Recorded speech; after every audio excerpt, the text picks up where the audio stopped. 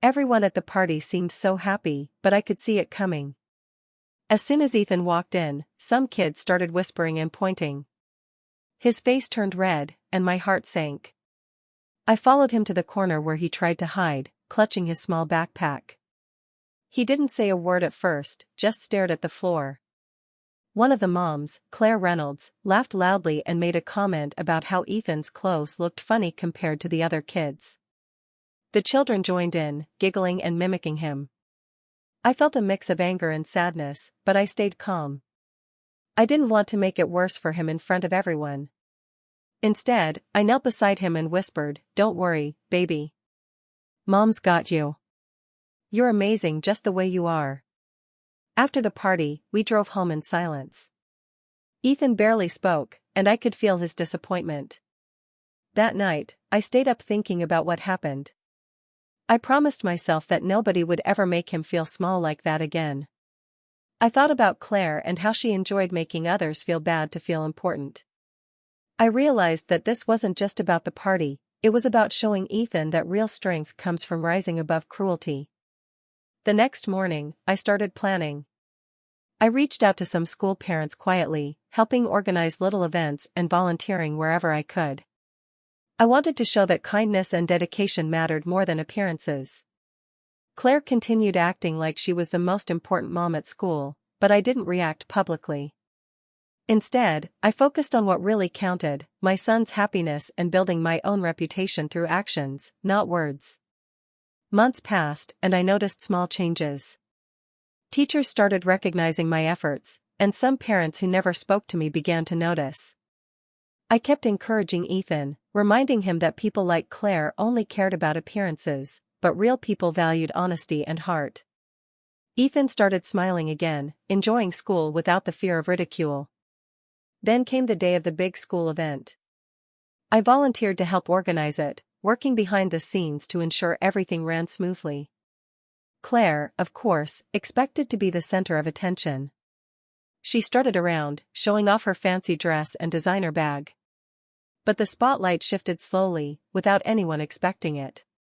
Parents and teachers started noticing my work, how I had coordinated everything, helped the students, and raised funds quietly. When it was time to announce the organizers, the principal called me up. Cameras flashed, parents clapped, and for the first time, Ethan saw me as a hero. I smiled at him, and he hugged me tightly, whispering, "Mom, you're the real star."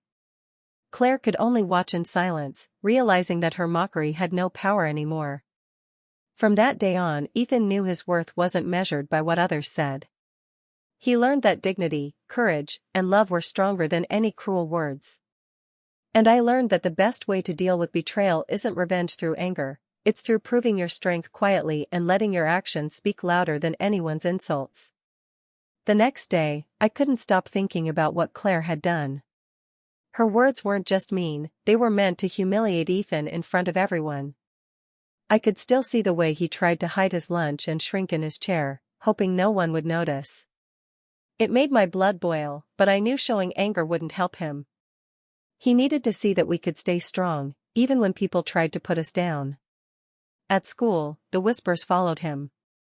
Some kids avoided him, some laughed quietly, and Ethan looked more withdrawn than ever. I tried to encourage him at home, reminding him that what people say doesn't define him. "Mommy," he said softly one night, "why do they always make fun of me?" I held his small hands and said, "Because some people want to feel bigger by making others feel smaller. But that won't work on us. You are brave, smart, and kind, that's what really matters." I decided I needed to act, but not in the way Claire expected. I couldn't confront her directly, it would only escalate the situation. Instead, I began paying close attention to the school events, the parents, and the people who influenced them. I noticed Claire loved attention and liked to show off. She thrived on gossip and making others look inferior. That gave me an idea. I didn't need to yell or argue. I could win quietly, by showing everyone the real me. I started volunteering at the school more often, helping teachers with projects and organizing small activities for the kids. I also made connections with a few parents who were kind and genuine, the ones who actually cared about the children rather than appearances. I learned about their experiences, listened to their stories, and shared my own. Slowly, I built a reputation as someone dependable and caring. Claire, on the other hand, continued spreading rumors about me, thinking it would make her more important. Meanwhile, Ethan slowly started trusting me again. I made sure he knew that he wasn't alone, that his worth didn't depend on what anyone else thought. We would talk about ways to handle teasing, about being kind even when others weren't, and about showing strength in silence. I wanted him to grow up knowing that revenge wasn't always about hurting someone, it could be about rising above them and proving your own value. Every day, I reminded myself to stay patient. Claire's cruelty only motivated me to do better, not to stoop to her level. I began thinking of ways to show the world that her judgment didn't matter and that Ethan's confidence and my dignity could shine brighter than any insults.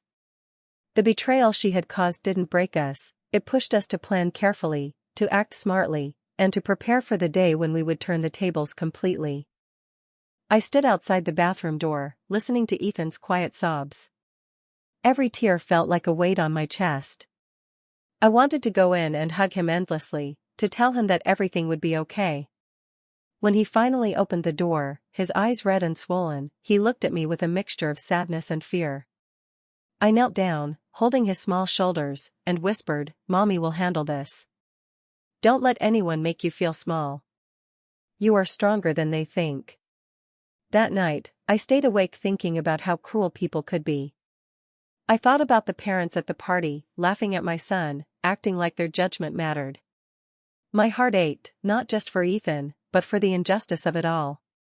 I realized that this wasn't just about a single party or one mean comment. It was about proving that their cruelty would not define us. It was about showing them that they couldn't break our spirit. The next morning, Ethan was quiet at breakfast. He poked at his cereal, and I knew he was still carrying the weight of humiliation. I sat beside him and told him stories of people who faced unfair treatment but rose above it. I reminded him of his own bravery and the little victories he had every day. I wanted him to understand that strength wasn't about fighting back with anger, it was about holding your head high even when others tried to push you down. As the days passed, I saw Ethan becoming more withdrawn. He hesitated to speak in class, walked slowly in the hallways, and avoided eye contact with certain kids. It hurt to watch, but I knew I couldn't shield him from everything.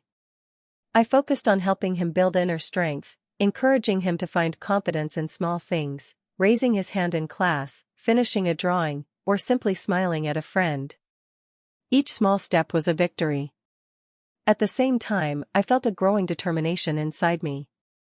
This emotional pain wasn't something I could ignore. It fueled my resolve to act, to make sure that those who laughed at my son would one day see the real truth. I began quietly gathering information about the school events, learning how to volunteer in meaningful ways, and connecting with people who truly mattered. Every kind gesture I made, every effort I put in, was a step toward showing the world that cruelty would not win. I also started talking to Ethan about planning for the future, not in a vengeful way, but in a way that empowered him. I told him that one day, people who doubted him or me would see that their opinions didn't matter. He looked at me with a tiny spark of hope, and I knew we were starting to turn a corner. The pain was still there, but it had begun to change into determination. By the end of that week, I realized something important: the strongest people are not those who never face hurt, but those who use that hurt to rise higher.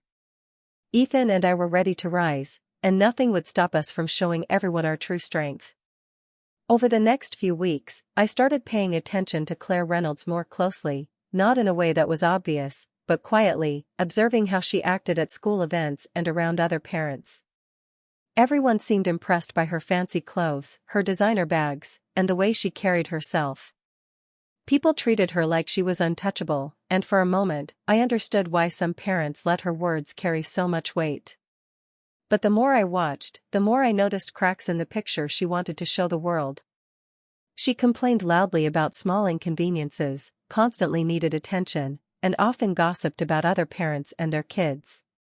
She acted kind in front of the right people but could be cruel and manipulative behind closed doors. It became clear that her social power came from making others feel smaller, not from any real accomplishment. I also learned about her family.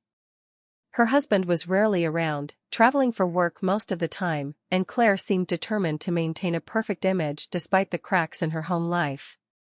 She had connections and wealth, but her confidence was mostly built on appearances and making others feel inferior. That gave me a sense of reassurance. I realized she had a mask, and behind it, she was vulnerable in ways people didn't see. While observing, I took notes on her patterns. She loved to control social events, always wanting to be in the spotlight, and she thrived on other parents gossiping or being impressed by her lifestyle. At the same time, she underestimated people like me, believing that a single mom like me, working quietly and focusing on my child, couldn't compete with her social influence. That was going to be her biggest mistake. I started thinking strategically. If Claire thrived on attention and making others feel inferior, then showing real strength and kindness would be the most powerful response. I didn't need to confront her directly or argue publicly. I could build a reputation based on genuine actions, so that when the right moment came, everyone would see the truth about her and about me. I also observed how she interacted with the teachers and parents. She often tried to influence decisions for her benefit, sometimes bending the truth, and it became obvious that many people were starting to see through her facade, even if they didn't say it out loud. I realized that by quietly proving my own value, I could gain allies without anyone suspecting my intentions. At the same time, I continued to focus on Ethan. I talked to him about the importance of observing people, understanding intentions, and learning to stand up with dignity, even if it was subtle.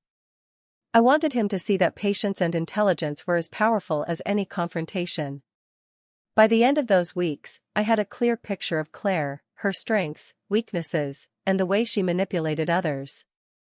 I knew exactly how to plan my next steps. Her obsession with appearing perfect and making others feel small would be her downfall.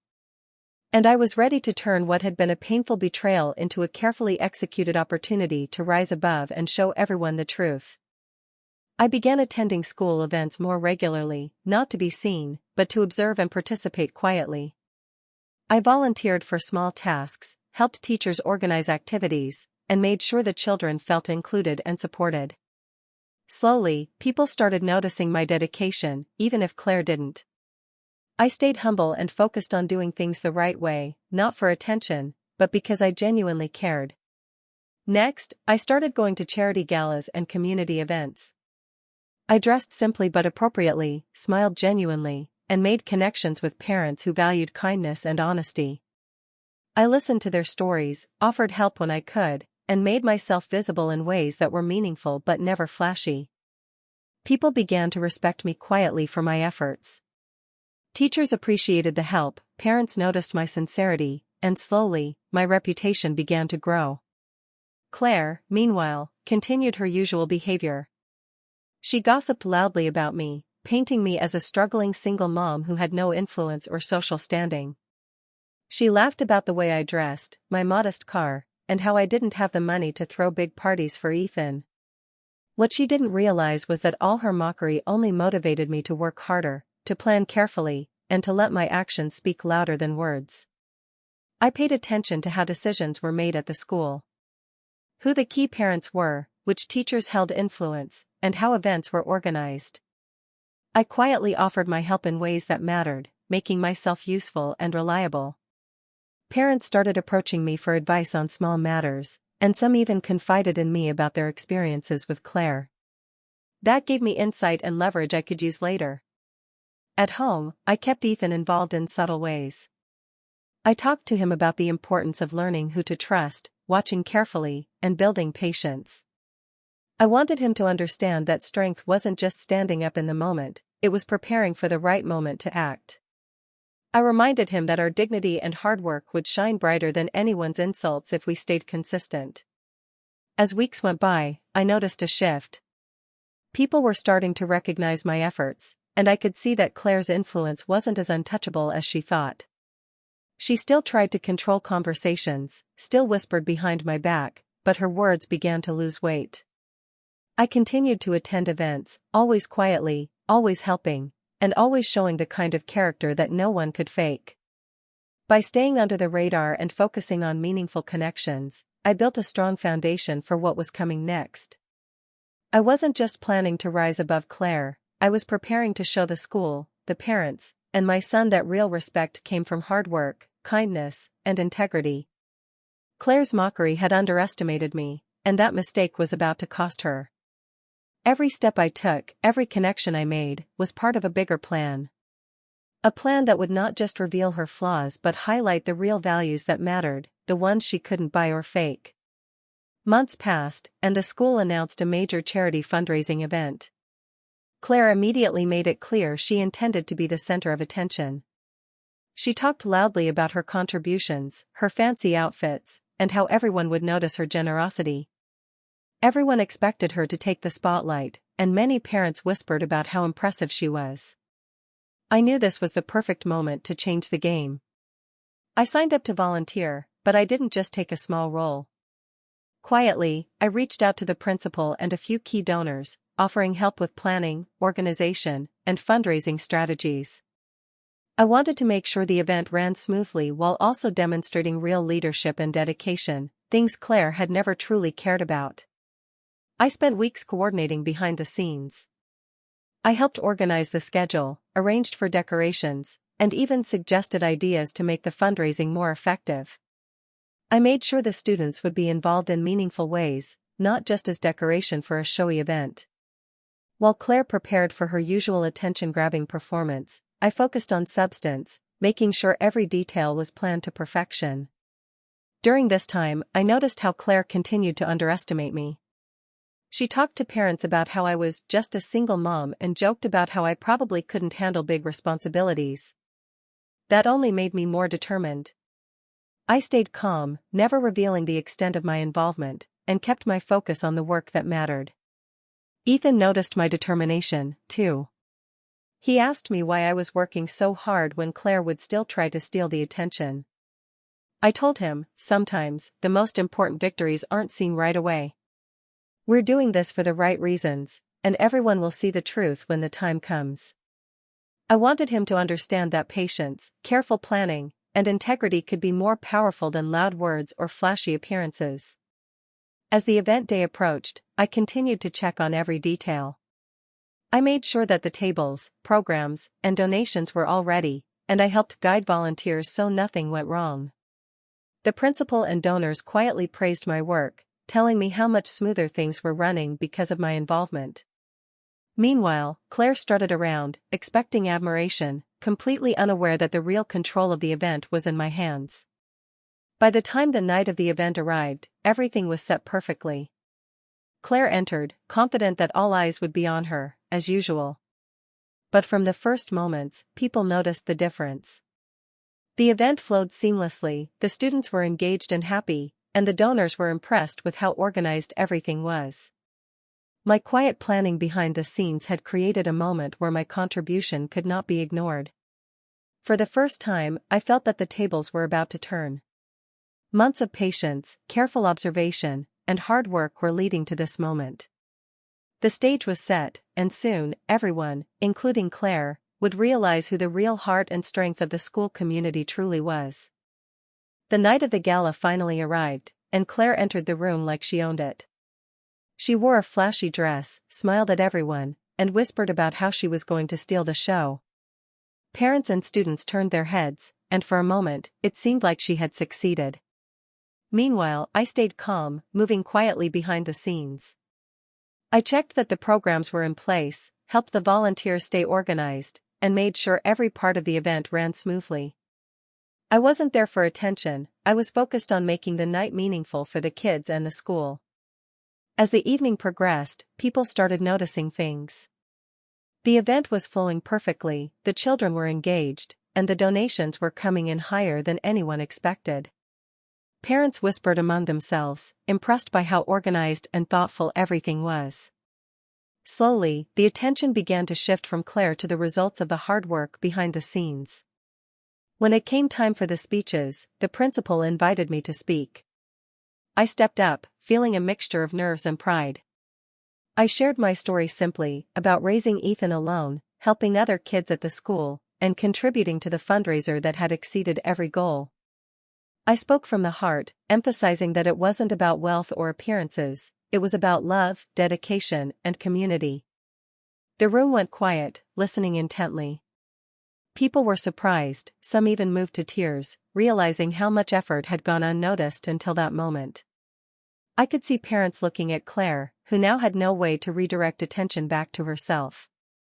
Her smile faltered, and she shifted uncomfortably, realizing that the power she thought she had was gone.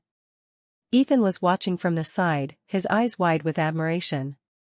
For the first time, he saw his mom not just as someone who took care of him, but as a leader, a helper, and a person who could inspire respect and admiration. He ran up to hug me when I returned to the audience, whispering, "Mom, you're amazing. Everyone sees it now." My heart swelled with pride, not just for myself, but for showing him the power of patience and perseverance.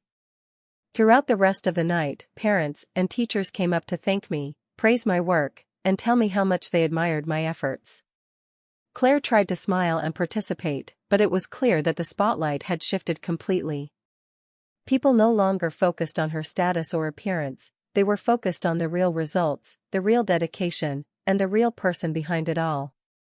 By the end of the gala, it was undeniable, the true star of the night wasn't the one showing off wealth or titles. It was someone who worked quietly, helped others, and led with heart. The whispers of admiration, the grateful smiles, and the proud looks from the principal and donors made it clear that the real recognition had finally found its place, and that recognition belonged to me. For the first time, I felt that all the planning, patience, and quiet determination had paid off, and that Ethan and I had truly turned the tables. The moment of recognition finally came. The principal stepped up to the microphone and called my name.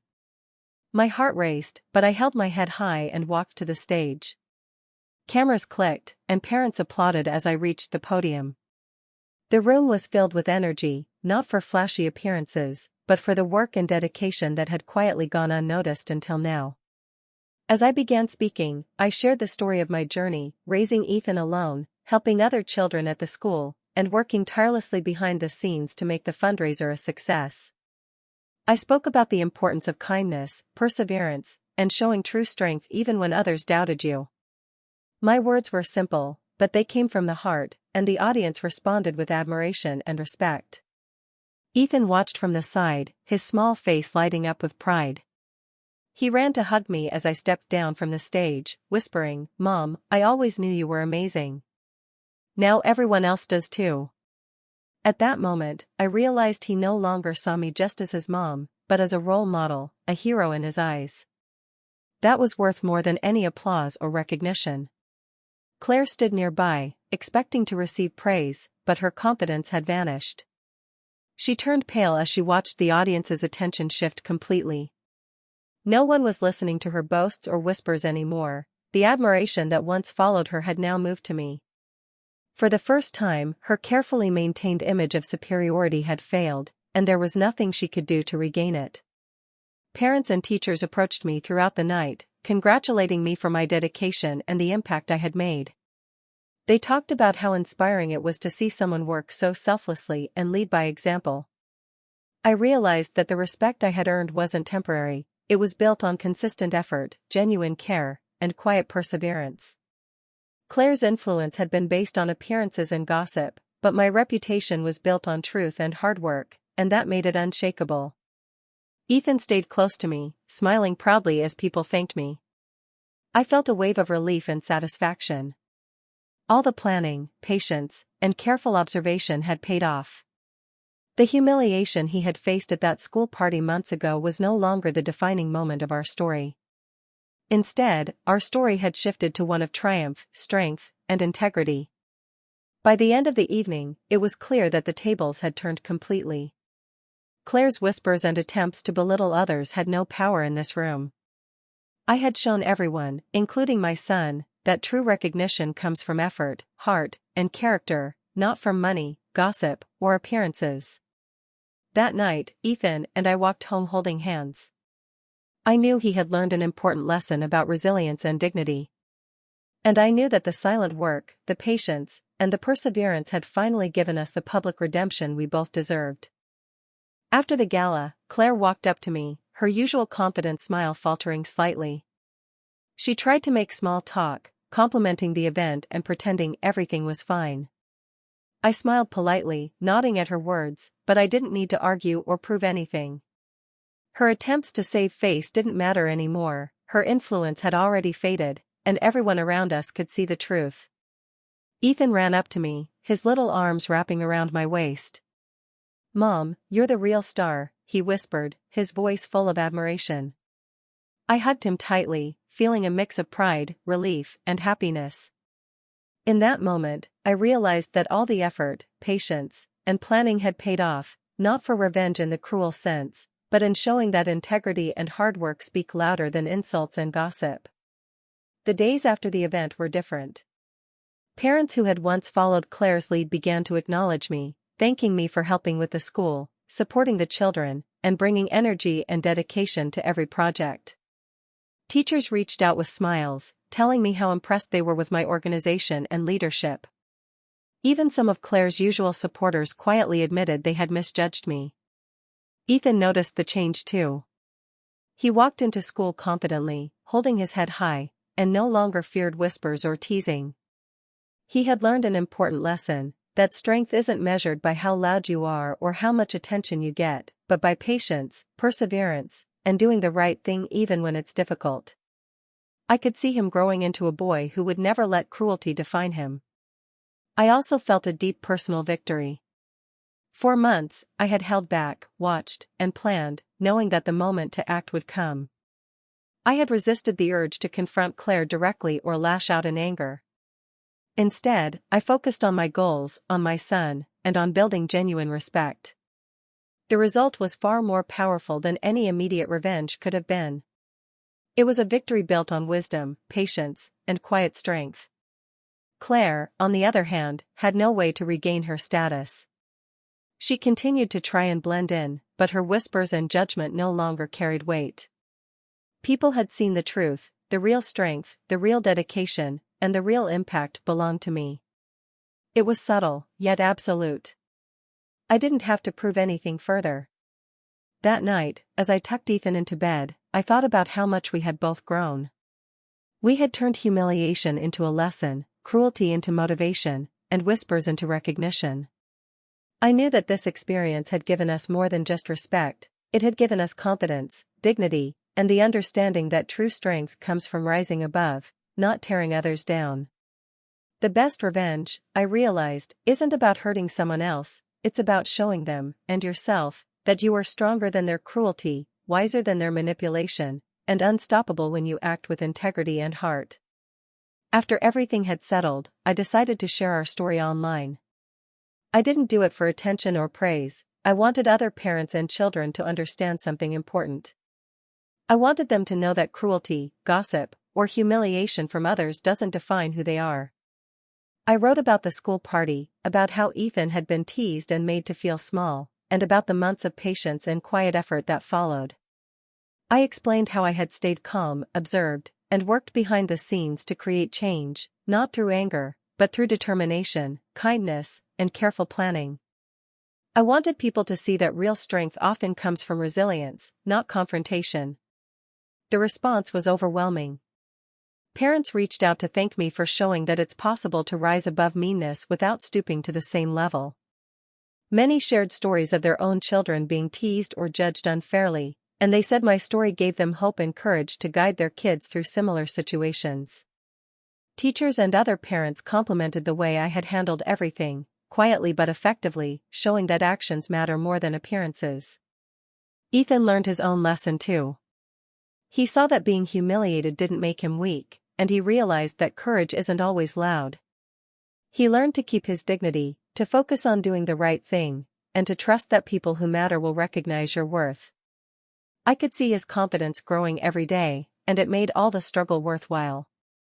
As for Claire, the story made it clear that her attempts to belittle others had consequences. People began to see her actions in a new light. While she still tried to maintain her image, her influence was diminished. The lesson was clear: cruelty and gossip may give temporary satisfaction, but they can't compete with patience, dedication, and integrity. Sharing the story also gave me a sense of closure.